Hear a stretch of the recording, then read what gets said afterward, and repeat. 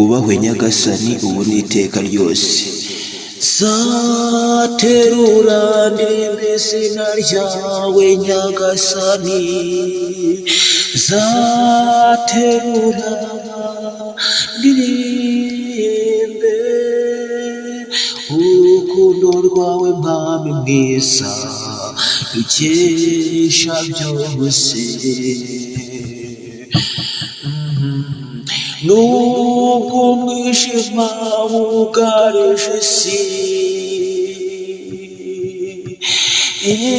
ikinyoma kigahabwa intebe kurusha ukuri, zaterura ndirimba umwami wanjye w'amahoro y'umutima.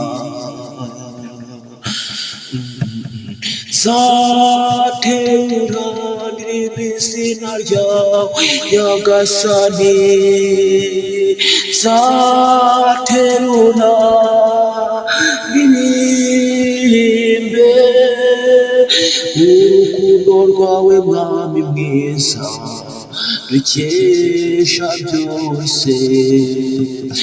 Ratwa mu misango nyagasani, hanyuma indirimbo n'abasore n'inkumi barata urukundo rwawe.